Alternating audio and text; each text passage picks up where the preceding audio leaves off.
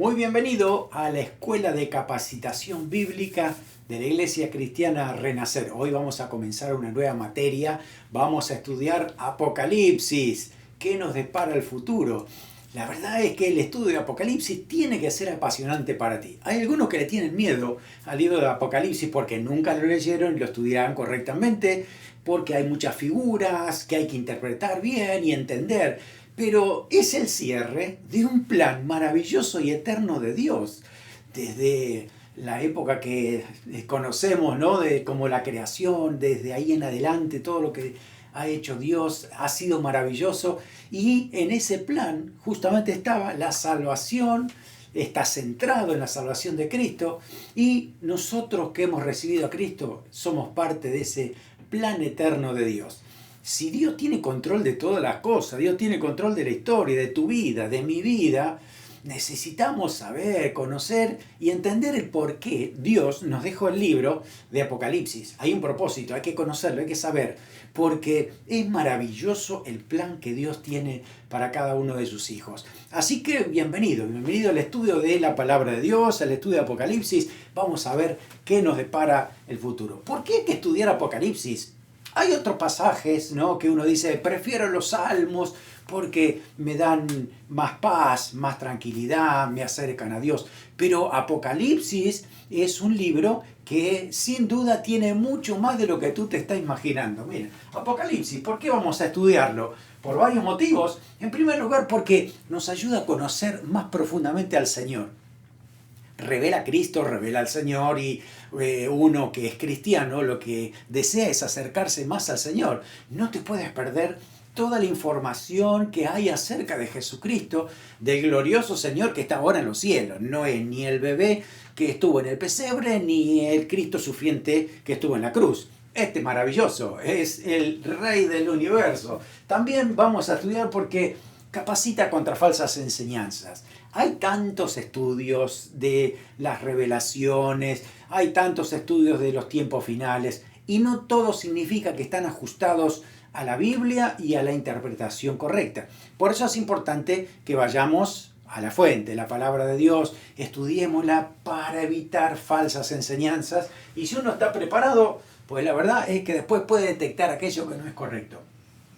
Nos da más deseo de evangelizar. Cuando tú estudias Apocalipsis, te da esa sensación de que el Señor puede venir en este mismo instante, y esa gloria que se revela allí, en ese mismo momento tú ya puedes entrar a disfrutarla. Pero paralelamente piensa, yo no quiero irme solo. Hay muchas otras personas que amo, que conozco, que están alrededor mío y que también necesitan la salvación. Por eso, al estudiar Apocalipsis, te nace más esa pasión por otro que también necesita al Señor. Bien, bien importante. También deseamos andar más en santidad, acercarnos más al Señor. La misma Biblia dice, sin santidad nadie verá al Señor. ¿Qué significa eso? Pues que tengamos un carácter como el del Señor Jesús, que tengamos ese deseo de conocer a Dios, de abandonar el pecado, de vivir para la gracia de Dios. Eso significa entonces que estamos en ese camino de la santidad, buscando más a Cristo. También nos trae esperanza. El libro de Apocalipsis es un libro que trae esperanza para el que tiene fe en Cristo, para que cree en el Señor y se deja llevar por Él, se deja guiar por el Espíritu Santo y cree en ese plan que viene para toda la eternidad. Así que trae esperanza de vida eterna y además nos ayuda a estar preparados para el rapto. ¿Sabe qué? No hay nada que impida que Cristo venga a buscar a su iglesia hoy. Está todo cumplido. Lo vamos a ir viendo durante las clases. Pero cuando uno estudia Apocalipsis, digo, Señor, ven ya. Terminas estudiando Apocalipsis y en los últimos versículos dice que el Espíritu y la esposa, es decir, el Espíritu Santo junto con la iglesia, dicen, ven Señor Jesús. Y ese es el deseo que te queda leyendo el libro de Apocalipsis. Señor, esto es maravilloso, no me lo quiero perder, ven ya mismo, Señor. Así que mientras tanto tenemos tarea que hacer, ¿no? El Señor nos dejó la misión, pero ese deseo de que Cristo venga no se nos puede quitar del corazón. Ahora, ¿cómo se interpreta Apocalipsis? Apocalipsis no es un libro histórico, aunque cuenta algunas cosas históricas. No es un libro poético, aunque a lo mejor toma algunos versículos de la poesía bíblica que son proféticos, pero no está hablando de ley, no es Pentateuco, es muy particular. El libro de Apocalipsis pertenece a los libros proféticos, de profecía, y sobre todo que es un libro que contiene muchos más símbolos que otros libros proféticos. Entonces es importante tener en cuenta por lo menos 4 aspectos importantes de la hermenéutica para que podamos llegar a buenas conclusiones. Así que vamos juntos en este camino de aprender Apocalipsis, considerando siempre cuando hay una profecía determinada en este libro, a ver si estamos en lo correcto, basándonos en este, digamos, cuadrado, porque son 4 aspectos que tenemos que considerar. Así que cada uno de estos lados le vamos a poner uno de los aspectos de la interpretación. Primero, siempre hay que buscar el significado de las palabras y las situaciones en su contexto histórico. ¿Qué significa esto? Que tú y yo no podemos venir a Apocalipsis con nuestras ideas preconcebidas para decir esto debe significar tal cosa porque a mí me parece, o me dijeron, o hago una conexión. Por ejemplo, si tú la profecía vas a encontrar que en algún pasaje se habla de un águila y tú vives en los Estados Unidos, puedes llegar a pensar que el águila debe ser Estados Unidos. Y te digo ya que no. El águila no significa Estados Unidos en Apocalipsis. Entonces es importante entender cuál es el significado. Claro, si vas a las profecías, de repente puede significar una cosa o la otra según su contexto y hay que analizar muy bien. Si vas, por ejemplo, a entender a Daniel y ahí justamente el águila muchas veces simboliza Babilonia, no tiene nada que ver con otra cosa. Entonces, la misma profecía te va a dar dando esos significados, pero hay que entender que palabras y situaciones que se usan, tenemos que estudiar cómo se entendía en la época que fue escrito. Cuando Juan escribe cuando Juan escribe Apocalipsis, nosotros deberíamos pensar qué significa para Juan cuando él escribe esa palabra, qué significa para la iglesia de ese momento, tal significado, tal símbolo, alguna declaración que está haciendo el Señor. En primer lugar, ¿qué significaba para ellos? Entonces luego sí, vamos a nuestra Biblia, entendemos las traducciones, entendemos qué está significando esto para nuestro día también, pero hay que iniciar en lo que se estaba, lo que estaba ocurriendo, lo que se quería decir en el momento en que se escribe la palabra de Dios. Hay 2000 años de diferencia, entonces es necesario investigar bien, darnos cuenta que estamos entendiendo bien lo que se estaba queriendo decir en esa época. A veces uno dice, bueno, puede sonar complicado, pero no es tan así, porque toda la Biblia ha sido escrita mínimo hace 2000 años atrás. Otros pasajes mucho más todavía, capaz que cerca de 3500 años. Entonces, así como hacemos con todos los libros de la Biblia para entender de que todo lo que se ha escrito en esa época tenía un significado en ese momento, y eso tengo que trasladarlo a mi actualidad, al día de hoy. ¿Qué significa eso con mis palabras? Para que no se me cambie nada de significado, no se me altere lo que Dios está tratando de decir. No es lo que dice el mundo, no es lo que dice la filosofía, no es lo que dice un diccionario secular, sino es lo que Dios ha querido decir cuando Él trazó la palabra, ¿no? Así que, en primer lugar, eso. Segundo, lo que tenemos que hacer es comparar una profecía con otra si son similares. Si tú ves que una se parece a la otra, entonces comparemos eso. A ver cómo encaja este plan en este libro juntamente con este otro. Muchas veces vamos a encontrar que algunas profecías se superponen con otras, otras se complementan y otra es la continuación de la otra profecía. Entonces, eso nos ayuda mucho a entender toda la profecía. No es que, por ejemplo, Isaías habla acerca de lo que va a ser cielo nuevo y tierra nueva, y Apocalipsis también, pero a veces hay relatos diferentes. ¿Qué significa eso? Que hay que sumar. Hay que sumar, porque a lo mejor uno me dice cómo van a ser los animales, ¿no? Y otro me está diciendo cómo va a ser las calles de la Nueva Jerusalén. Entonces hay que sumar toda la profecía para entender todo el cuadro completo, ¿no? Así que importante recordar esto. En tercer lugar, hay que recordar que el tiempo del cumplimiento puede ser incierto. Cuando el Señor siempre dice pronto, la palabra pronto es una palabra que puede significar mucho tiempo o poco tiempo desde el punto de vista que lo mires. Dios en su eternidad, Él dice pronto, entonces puede significar mucho tiempo. Jesús dijo, vengo pronto. El venir pronto para la época de la iglesia primitiva, quizás muchos de ellos pensaban que no iba a acabar el siglo en ese primer siglo y el Señor iba a venir. Pero de pronto el Señor estaba pensando mucho más que un siglo. Estaba pensando, por lo menos hasta hoy estamos llegando a los 2000 años después de Cristo. Entonces estamos hablando que ese pronto es relativo y va a depender del tiempo de Dios. El tiempo de Dios es el que ajusta todas las cosas, ¿no? Hay muchas cosas que pueden para nosotros ser subjetivas, ¿no? Yo soy argentino y la palabra ahora para nosotros implica que si yo digo que algo voy a hacerlo ahora, es ya mismo, ya estoy en movimiento para hacerlo. Pero en otras culturas y en otros países puede que la palabra ahora sea mucho más tiempo. Y también hay que investigar a ver qué significa la palabra ahorita.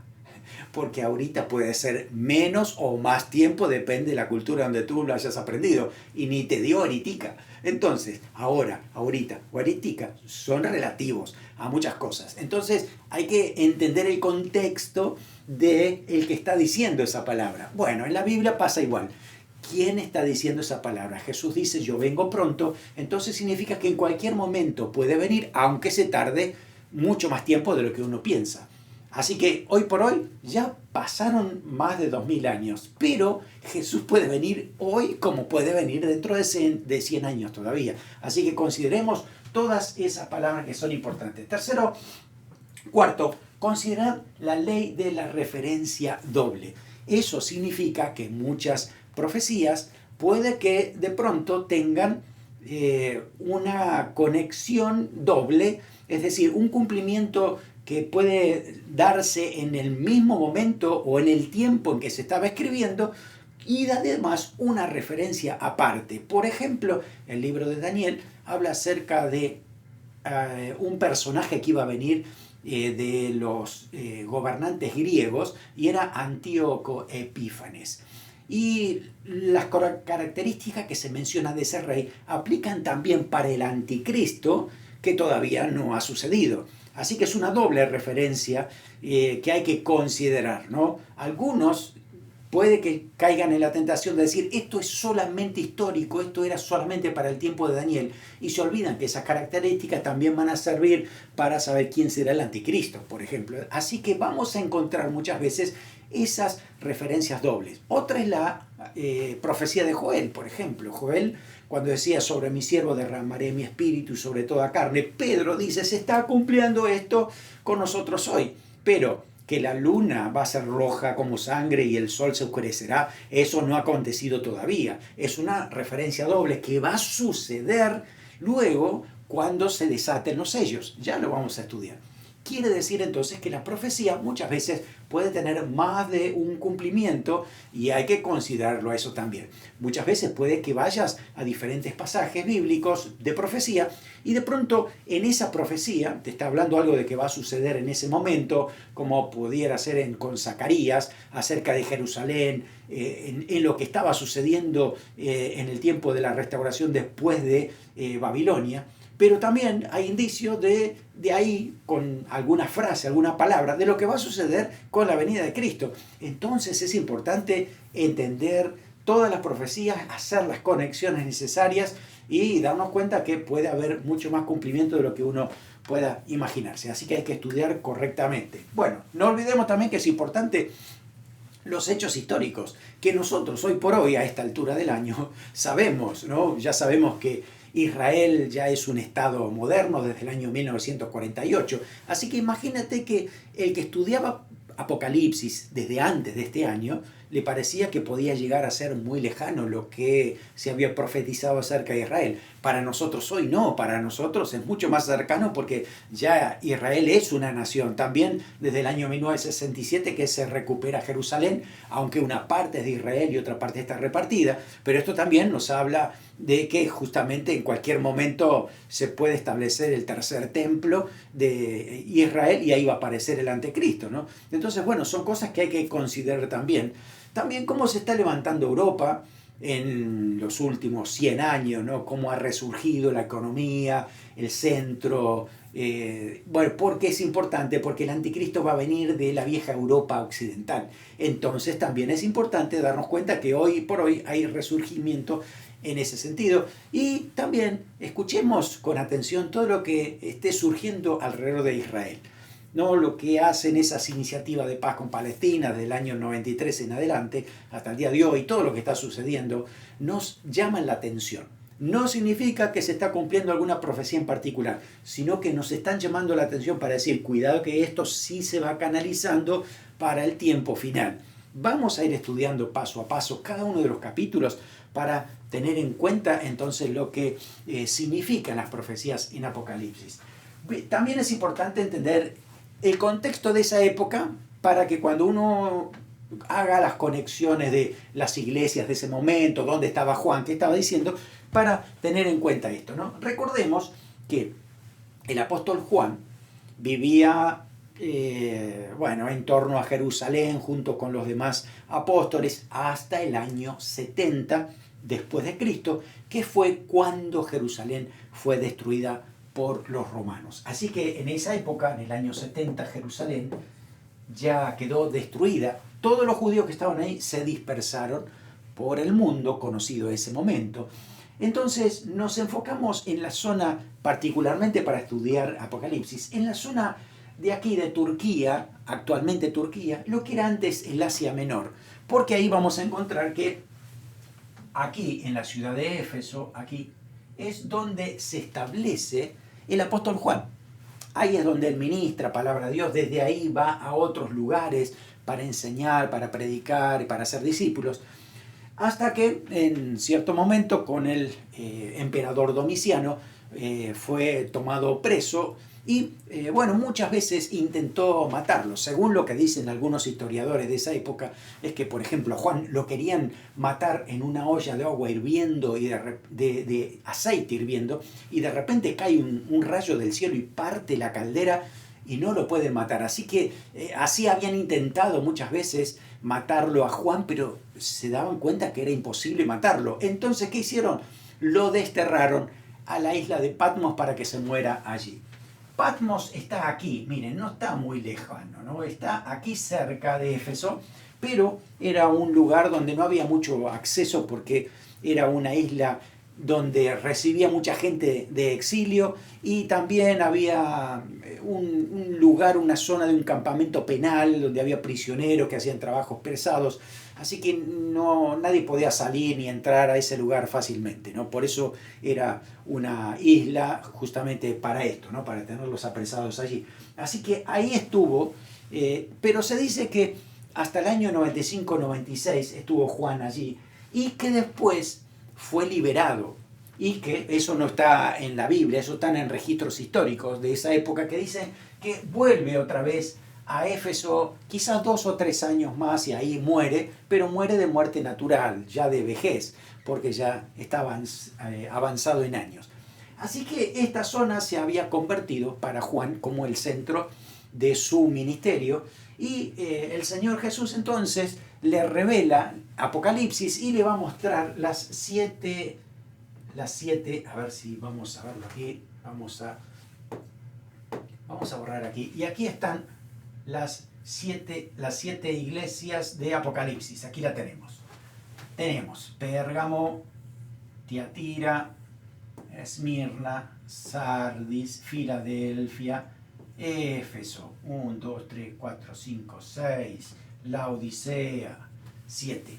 Ahí están. Esas son las 7 iglesias del Asia Menor, que es donde el Señor se enfoca para mandarles, en primer lugar, esta carta de Apocalipsis, y de ahí a todo el mundo, y evidentemente a nosotros también por la llegada del Evangelio también a nosotros, ¿no? Muy bien, así que ahí es donde entonces estamos hablando de la zona de influencia de Juan, y de ahí entonces cómo empezó a distribuirse el libro de Apocalipsis, que nos ha llegado hasta el día de hoy.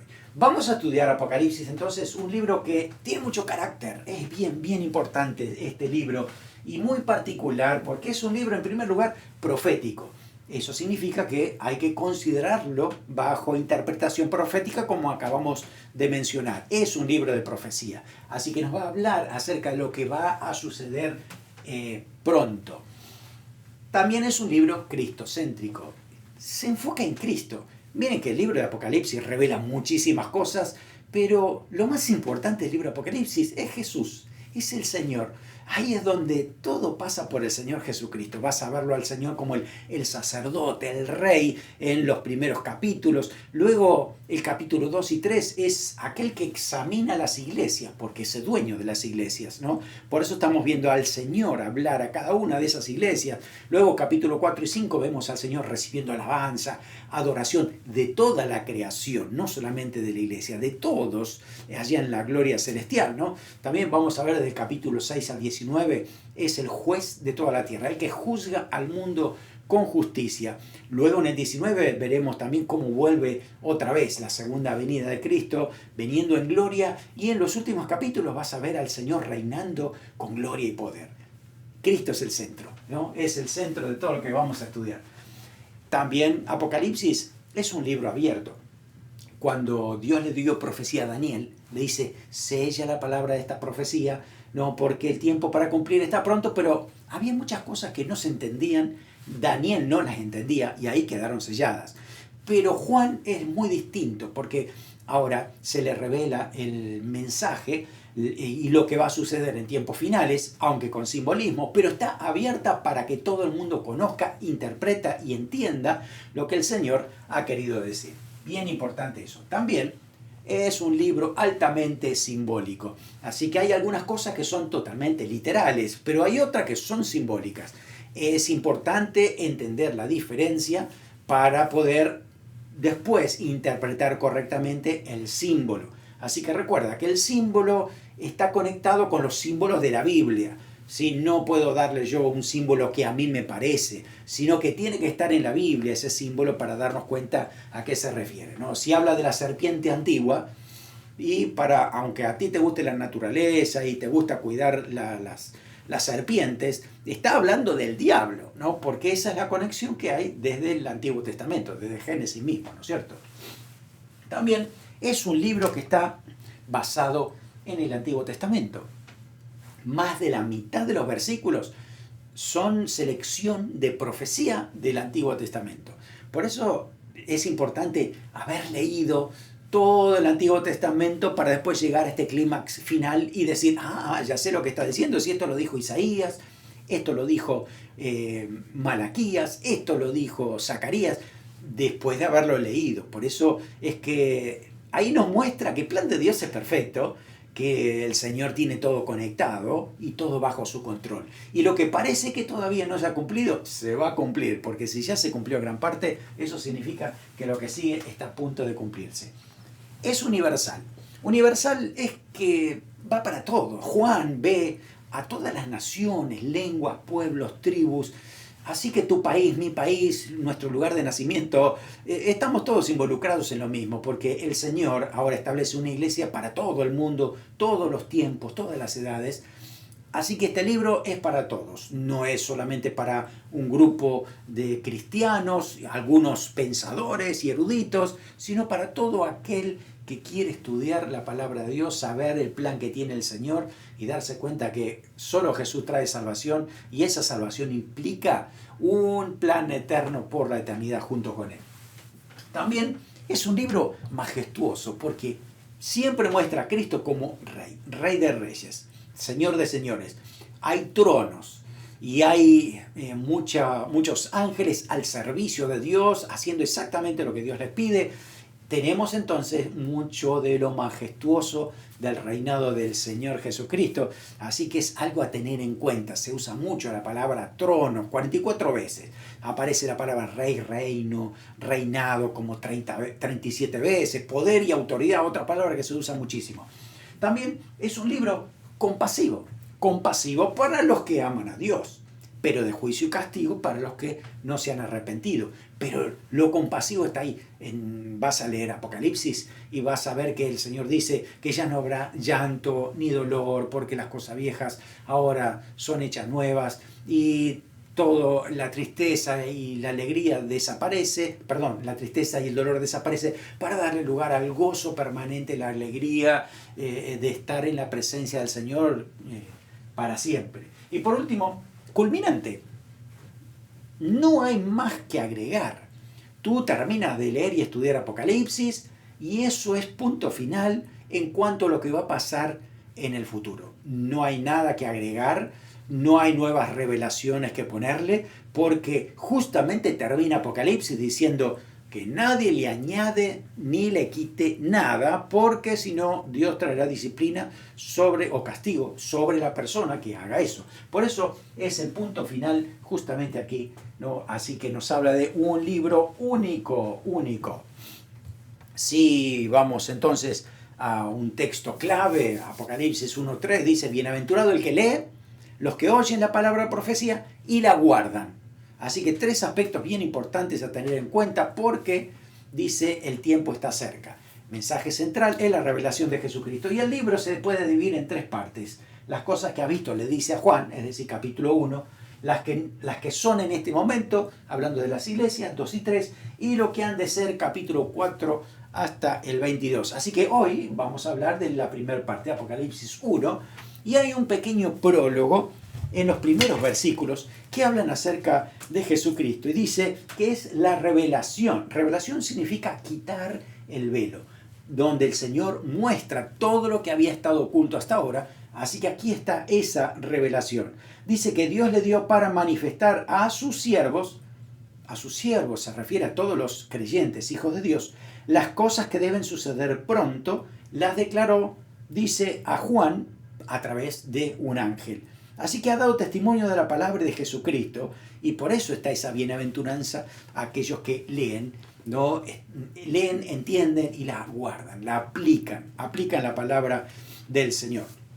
Luego entonces tenemos este privilegio que tiene Juan de escribir, porque aquí están también los títulos del Señor Jesucristo, la revelación de Cristo, y hay un saludo entonces para los primeros destinatarios de esta carta, que son las 7 iglesias que acabamos de mostrar en el mapa del Asia Menor, donde les iba a llegar, porque cada uno tenía un mensaje de parte de Dios, ¿no? Porque eran 7 iglesias diferentes, con caracteres diferentes, con problemas diferentes, y Dios le da una respuesta para cada una de ellas. Así que Juan, que habla a las 7 iglesias, dando un saludo que es muy particular para toda la iglesia de Cristo, porque dice gracia y paz.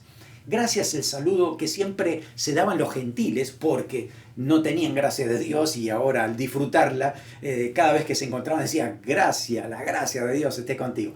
Pero los judíos siempre se han saludado con el shalom, la paz de Dios. Entonces Juan une los 2 saludos. Esto no es ni para judíos solamente, ni para gentiles solamente. La gracia y paz es para todos, ¿no? Exactamente eso es lo que dice el versículo 4, para que es el que era y el que ha de venir, hablando del Señor Jesucristo, la eternidad de Cristo y que va a venir. Y después dice también los 7 espíritus que están delante de su trono. Así que imagínense el trono de Cristo, y dice que los 7 espíritus de Dios están allí. ¿A qué se refiere esto? Cuando vas a Isaías, fíjese, ya estamos haciendo una conexión con otra profecía. Isaías capítulo 11, versículo 2, era una profecía que se iba a cumplir sobre el Mesías. Evidentemente se cumplió sobre Cristo. Y dice esto Isaías 11:2. Reposará sobre él el espíritu de Jehová, espíritu de sabiduría, de inteligencia, espíritu de consejo y de poder, espíritu de conocimiento y temor de Jehová. 7. Ahí está. La descripción de los 7, o más bien 7 características de lo que transmite Dios desde su trono mismo a través de Jesucristo, que es la imagen del Dios invisible, como dice también Colosenses. Entonces, en esto dice que Jesucristo es el testigo fiel, primogénito de los muertos. Claro, evidentemente Jesús resucitó para nunca más morir. Primogénito significa que es el primero de muchos hermanos que van a venir atrás de él. ¿Cuándo? En el día de la resurrección, justamente, ¿no? Vamos a tener ese momento. Aquí hay un cuadro gráfico, ¿no?, que vamos a estar estudiando también en otros momentos, y que va a hablar acerca de lo siguiente. Aquí, digamos, acá es el inicio de todas las cosas, la creación, ¿no? Y para allí vamos a ver hasta cuando termine esta tierra y este cielo, porque después se creará cielo nuevo y tierra nueva. Así que hay un plan eterno de Dios para todo esto, maravilloso, y que hay que entenderlo bien. Así que eras pasadas, está hablando del Antiguo Testamento, hasta aquí, hasta la muerte de Cristo. A partir de ahí aparece la era de la iglesia, donde tú y yo hoy nos encontramos aquí, en el área de color verde. Va a llegar un momento que se va a producir el rapto, aquí. Ojalá que sea hoy, ¿no? Así que el rapto significa que la iglesia de Cristo verdadera se asciende rápidamente y va hacia el cielo, ¿no? En este rapto, para poder estar en el tribunal de Cristo. Las bodas del Cordero también están aquí, las bodas del Cordero. Así que durante esa celebración celestial que vamos a estar ahí en la casa del Padre, ¿cuánto dura eso? Según la conexión que va a haber con el libro de Daniel, serán 7 años. 7 años que son de gozo en los cielos y de tribulación aquí en la tierra con el anticristo y con todas las plagas que van a venir. Hasta que el capítulo 19 nos habla de la segunda venida de Cristo, y en este punto aquí sí se va a producir la batalla de Armagedón y aparece el milenio, un nuevo reinado del Señor por 1000 años. Así que la resurrección es aquí. Esta es la primera, ¿no? Aquí está Cristo como primicia. Primicia de resurrección. ¿Para cuándo? Para todos los demás, todos los creyentes, en este momento, en el rapto. Por eso dice primicia de los muertos. Además dice soberano de los reyes de la tierra. Escuche eso, soberano de los reyes de la tierra. Los presidentes de las naciones, los reyes hoy, ni saben, ni se dan cuenta de que sobre ellos está Cristo reinando. Hay muchas cosas que la hacen mal, van a rendirle cuenta ante Dios en algún momento, cuando les va a llegar el turno, pero dice que el soberano está sobre todas las cosas. Por eso es que Dios tiene control de la historia. Dios tiene control de todas las cosas, de tu vida, de mi vida. No te da paz, no te da tranquilidad saber que Dios tiene todo en su mano. Es el soberano de todas las cosas, ¿no? Dice el Señor, al que nos amó y nos lavó de nuestros pecados con su sangre. Bueno, por eso es que los siervos del Señor son aquellos que han sido rescatados por su sangre. Y miren qué hermoso que es lo que dice el 6. Nos hizo reyes y sacerdotes para Dios su Padre, y a Él sea la gloria por siempre. Así que tú y yo, en este plan maravilloso que tenemos, hay un momento en que nosotros vamos a reinar y juzgar aquí en la tierra por 1000 años, y luego vendrá también la eternidad en cielo nuevo y tierra nueva. Así que no te pierdas el tiempo, que 1000 años vas a estar reinando con Cristo en esta tierra. Así que lo que podamos hoy vivir para el Señor, 90, 100 años máximo, ¿no? Eso es un anticipo de 1000 años que el Señor te recompensará por lo que tú has hecho para Él. Dice, he aquí viene con las nubes, y todo ojo le verá y lo que les traspasaron. Todos los linajes de la tierra harán lamentación por Él.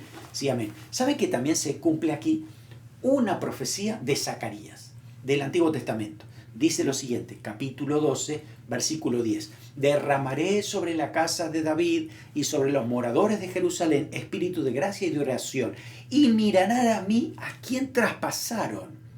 Es decir, cuando se escribe esto, ya casi 500 años antes de Cristo, está diciendo que Dios, me traspasaron, dice Dios. ¿De qué manera lo iban a traspasar? Pues la única manera es que Cristo ha sido traspasado con una lanza, ¿no? Dice, y llorarán como se llora por hijo unigénito, afligiéndose por él como quien se aflige por el primogénito. Esa profecía se va a cumplir cuando Cristo venga por segunda vez. Aquí se cumple lo que dice Zacarías 12, ¿sí? Porque aquí los judíos verán venir a Cristo, ¿sí? Al quien traspasaron. Se va a acercar al Señor, a los judíos, le va a mostrar las manos, los pies, su costado, va a decir, este era el Mesías y nosotros los crucificamos. Van a hacer gran llanto en ese momento, dándose cuenta que este era el Cristo, por tantos años, habiéndolo rechazado, y resulta que es el Señor que ha venido como Mesías. Dice el Señor, yo soy el alfa y el omega, principio y fin, dice el Señor, el que era, el que es y el que ha de venir, el Todopoderoso. principio y fin. Es decir, a ver, nosotros podemos contar desde la creación hasta la eternidad, ¿cierto? Bueno, ahí ya no podemos contar porque no sabemos que la eternidad sigue y es eterno. Pero el Señor está sobre todo esto, ¿no? Desde aquí hasta aquí, sí, principio y fin, primero y último. Todo abarca a Cristo. Alcanza salvación para toda persona, también es el juez de toda persona, también es el modelo a seguir de toda persona que le recibe en su corazón y vamos a dar cuenta delante del Señor. Por eso Él es el principio. Todo está abarcado en Cristo. Entonces Juan dice, yo, vuestro hermano, partícipe de la tribulación en el reino y la paciencia en la isla llamada Patmos, recuerda que está enfrente de Éfeso, esta isla, por causa del Señor, dice, estaba en el Espíritu en el día del Señor. El día del Señor siempre ha sido para la iglesia el día domingo, porque es el día que resucitó el Señor. Pero muchos piensan que también el día del Señor puede ser que sea el día del juicio del Señor. Pero todavía no está aquí el día del Señor, va a ser mucho más adelante. Por eso la idea que está diciendo es, ¿en qué día me encuentro? Pues bueno, yo estaba en un domingo, estaba buscando al Señor y ahí aparece el Señor y me muestra todo lo que iba a acontecer. Dice como una trompeta que decía, soy el alfa y la omega, primero y último, escribe en un libro lo que ves y envíalo a las 7 iglesias que están en Asia. Así que aquí vamos a ver que hay 7 iglesias, ¿sí? Y cada una de estas iglesias tiene un problema y una necesidad. ¿Saben que siempre se ha hablado de que las iglesias son un símbolo de diferentes épocas que ha pasado en la historia cristiana? Esto, claro, hoy es fácil decirlo después de 2000 años de historia, pero hay escritos de una persona llamada Victorino, desde el siglo IV después de Cristo, que él ya decía que los mensajes a las 7 iglesias son diferentes etapas que iban a venir. Claro, él lo decía en profecía porque no estaba todavía en ese tiempo el cumplimiento, ¿no? Así que prestemos atención a los mensajes de las 7 iglesias. Porque, en primer lugar, son mensajes para esas iglesias de esos 7 lugares. Estaban teniendo en ese momento lo que están diciendo, allí esas necesidades, pero también puede ser que esas necesidades se encuentren hoy en diferentes iglesias. Hay alguna que se parezca a la Odisea, hay otra iglesia que se parece un poco más a la de Éfeso porque le falta amor, hay otra iglesia, es decir, esas características están también hoy en las iglesias actuales. Pero una tercera instancia en cuanto a la aplicación de lo que significa el mensaje de las iglesias es que hay 7 diferentes etapas, ¿no? Y que la estamos viendo desde que nace la iglesia. La iglesia de Éfeso está en la representación de la época desde el 30 a.C. hasta el 100, hablando como la iglesia apostólica. Luego le sigue Esmirna, que le llamamos la iglesia perseguida por toda la persecución que ha sufrido. Es decir, Esmirna sufría persecución, pero también la iglesia durante el 100 hasta el 312 ha habido persecución. Pérgamo es la iglesia indulgente del 312 al 606. ¿Qué pasó en la historia? Y es que Constantino entonces empieza a hacer el cristianismo oficial y eso hace que el paganismo de diferentes países empiecen a mezclar al cristianismo a tal punto que termina siendo una iglesia al principio indulgente, pero después del 606 hasta el 1520 ya es una iglesia pagana, tal cual lo dice Tiatira. Tú lees el libro en la página, ¿no?, de donde habla acerca de Tiatira y te vas a dar cuenta que es una aplicación exactamente a la época que había del 600 hasta el 1520. Luego aparece, ¿no?, después del despertar de la Reforma, aparece una iglesia muerta, una iglesia que solamente sigue por tradición, ¿no? Y esa iglesia está marcada desde el 1520 hasta el 1750, hasta que aparece aquí un despertar, ¿no? Y el despertar es la iglesia de Filadelfia, a partir del año 1750 hasta nuestros días, porque esta iglesia sigue. Y por último aparece la Odisea, que es la iglesia tibia, que eso se ve desde el 1900 en adelante, porque justamente hace alusión a una iglesia mezclada con el mundo, con los deseos del mundo, la cultura y demás, donde la verdad ya ha sido cambiada. Así que por eso este mensaje va para estas 7 iglesias y a tener en cuenta justamente estas cosas, ¿no? Dice que él se había vuelto, había visto que dentro de los 7 candeleros, y estos candeleros representan a cada una de estas iglesias, porque, bueno, es evidente el símbolo, ¿no? Porque están dando luz. Jesús dijo que nosotros somos la luz del mundo, así que cada iglesia es una luz del Señor. Hay algunas que la tienen media apagada la luz, ¿no? Pero hay que avivarlas otra vez, ¿no? Pero por eso es que son candeleros que están allí para dar la luz de Cristo. Dice que se le había acercado, dice, uno semejante al Hijo del Hombre, ya sabemos quién es. La idea del Hijo del Hombre viene desde el libro de Daniel. El libro de Daniel, donde habla acerca de justamente lo que va a ser Daniel 7, 9 al 13. El anciano de días, pelo blanco, que justamente aquí también lo dice. Dice, vestido de una ropa que llegaba a los pies. Habla de realeza, de sacerdocio. Ceñido el pecho con un cinto de oro. Habla de autoridad y justicia, ¿no? Su cabeza como cabellos blancos, como blanca lana, como la nieve, a esa alusión que hacía Daniel, ¿no? Sus ojos como llama de fuego, como que salía llama de fuego. Claro, también hay justicia, hay juicio y castigo para los que no han guardado los mandamientos de Cristo y que han hecho las cosas muy mal de acuerdo a lo que el Señor ha establecido. Sus pies semejantes a bronce bruñido.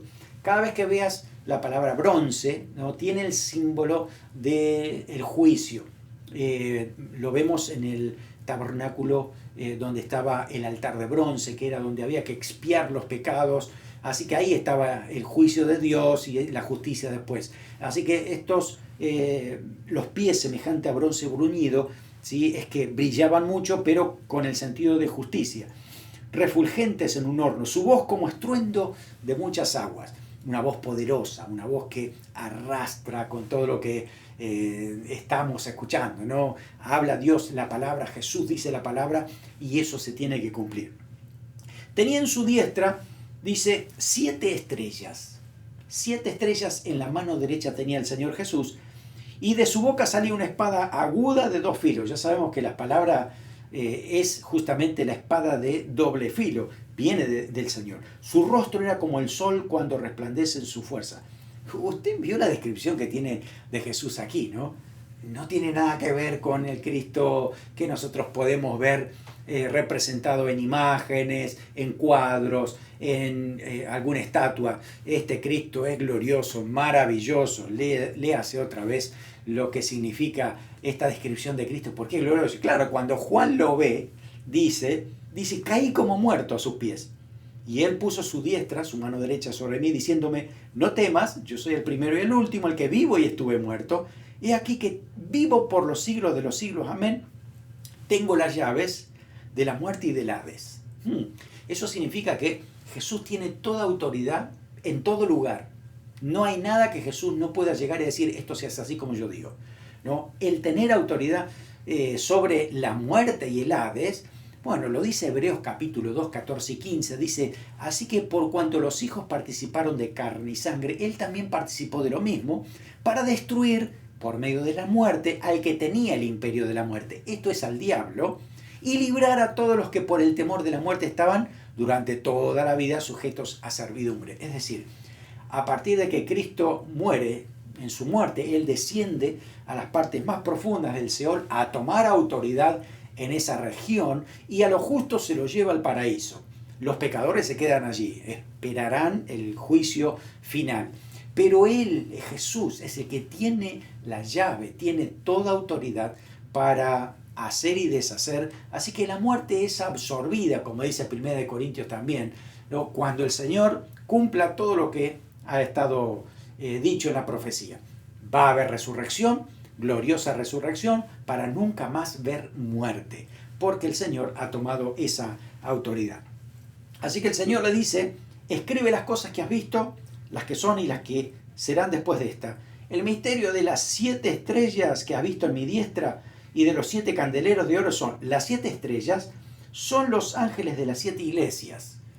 Eso significa que, bueno, cada iglesia tiene un mensajero. Ángel significa mensajero, que puede aplicar a un ángel de Dios o a un mensajero terrestre, ¿sí? Bueno, evidentemente le está diciendo que esta carta le tiene que llegar al pastor de esa iglesia, porque es el mensajero, para que cumpla lo que Dios ha determinado. Así que es que Dios, el Señor Jesús, tiene en su mano a cada uno de los pastores, y Él es el que los tiene que dirigir, y Él es el que tiene que darle la palabra, la dirección en todo momento para que se haga su voluntad. Así que tenemos pastores, tenemos la responsabilidad de decir exactamente lo que Cristo dijo y que nuestra iglesia, cada una de nuestras iglesias, oiga lo que el Espíritu tiene que decir. Lo vamos a estudiar el capítulo 2 y capítulo 3 para ver cómo cada iglesia tiene que ajustarse a lo que el Señor establece en su palabra. Así que por último dice que también los 7 candeleros que has visto son las 7 iglesias. Cada una de las iglesias es un candelero de Dios para iluminar a donde estamos. Así que hay que sacar afuera ese candelero, hay que mostrarlo a nuestra cultura, a nuestra realidad y decir cuál es la verdad de Cristo, porque hay un mensaje para toda iglesia, para cada uno en particular, para que justamente el Señor sea glorificado. Así que hasta aquí llegamos con la parte de la introducción, capítulo 1. No te pierdas lo que viene ahora porque esto es cada vez más apasionante, ¿no? Y es majestuoso, Cristo reinando, mostrando quién es el Señor y cómo dirige a su iglesia para que todos le demos la gloria que Él merece. El Señor nos ha rescatado por su gracia. Vamos a hacer un repaso, a ver, de esta clase, a ver cómo nos ha ido. Primero, el libro de Apocalipsis es solamente histórico. ¿Qué dirías si una persona te dice eso? ¿Es verdadero o es falso? Si dice que es solamente histórico, decimos eso es falso. Es falso porque es un libro de profecía. Significa que está hablando de algo que se va a cumplir, no de algo que ya se ha dicho y que se ha vivido como algo histórico, sino que es profético, se va a cumplir. Segundo, Apocalipsis, la palabra, ¿no? Viene de revelación, que significa quitar el velo. Esto sí es correcto, porque Apocalipsis es la palabra griega de la palabra nuestra revelación. Así que por eso es que le ha quedado Apocalipsis a este libro, porque, bueno, cuando compaginaron la Biblia, le dejaron el título de revelación en griego. Fíjate que las versiones en inglés dicen Revelation. Eso significa que la han traducido directamente también a su idioma. Tercero, el libro es cristocéntrico. ¿Jesucristo es lo más importante? Sí, no, lo más importante no es el plan de redención, la iglesia, disfrutando por la eternidad con el Señor. No, lo más importante es Jesucristo. Él es el centro, por eso es cristocéntrico. Es verdadero. La gloria a Jesús de todo lo que ha hecho. 4. Hay muchos simbolismos que deben interpretarse de acuerdo a lo que entendemos hoy. ¿Entendemos hoy? ¿O habíamos dicho que una de las reglas importantes de la hermenéutica es qué entendían en el momento en que se escribió? Entonces esto es falso, ¿sí? Porque los simbolismos no los tengo que interpretar como a mí me parece y que me gustaría más, sino lo que significaba en esa época. Hay que estudiar eso. Quinto, si una profecía no dice exactamente el tiempo exacto de su cumplimiento, entonces es falsa. Esto no es correcto. ¿Por qué? Porque hay muchas profecías que no dicen el tiempo exacto que va a suceder. Hay una profecía de la venida de Cristo que va a venir pronto, pero ese pronto no dice una fecha exacta. De hecho, dice que no hay fecha exacta. Así que esto es falso. 6. Al estudiar Apocalipsis, anhelamos ser más santos como el Señor. Estamos diciendo que al estudiar el libro de la Biblia, de Apocalipsis, te anima a ser más santo, a buscar más santidad, a dejar el pecado, porque Cristo viene en cualquier momento y nos vamos con Él. Y sin santidad nadie verá al Señor. Así que nos anima a esto. Así que esto es correcto. 7. Apocalipsis nos dispone a ir a predicar el Evangelio con urgencia. También, esto es verdadero porque, claro, no queremos que otros se pierdan el mensaje tremendo que tiene el Señor. 8. En cualquier momento puede acontecer el arrebatamiento. En cualquier momento. Sí, puede ser hoy, puede que no terminemos este estudio, puede que en cualquier momento aparece, o no, más bien desaparece la iglesia y después se viene toda esa catástrofe universal que está dicho en Apocalipsis más adelante, que ya lo vamos a ver. Así que, correcto, así es, en cualquier momento puede acontecer el rapto. Quedémonos con el versículo clave del capítulo 1. Dice, bienaventurado el que lee, o sea, tú y yo leemos, y los que oyen las palabras, los que otros que escuchan, porque tú les das palabra también a otros, ¿no? Y guardan las cosas que en ellas están escritas, porque el tiempo está cerca. Nos quedamos con este pasaje, porque necesitamos leer, estudiar y compartir con otros también lo que estamos estudiando, pero además también cumplir la palabra de Dios. Oramos. Señor, te damos gracias. Gracias, Señor, por ese plan maravilloso que tienes. Gracias por habernos rescatado, darnos vida eterna, pero también hay un plan de eternidad contigo para disfrutar ese tiempo contigo. Señor, ayúdanos a poder entender cada uno de los pasajes de la palabra de Apocalipsis para que lo podamos aplicar a nuestra vida, podamos enseñarlo también a otros. Ayúdanos, Señor, a crecer en esperanza, a crecer en pasión por aquellos que se pierden, en crecer en santidad, para que cuando tú vengas, Señor, encuentres un pueblo dispuesto para estar contigo por la eternidad, ganando a otros, para que este pueblo sea cada vez más amplio, más grande, Señor, rescatados, lavados por tu sangre. Oramos para que esto sea una realidad en nuestras vidas, en el nombre de Jesús. Amén. Amén. Que el Señor te bendiga. No te pierdas el próximo capítulo hablando acerca de las 7 iglesias y el mensaje del Señor para cada una de ellas. Dios te bendiga.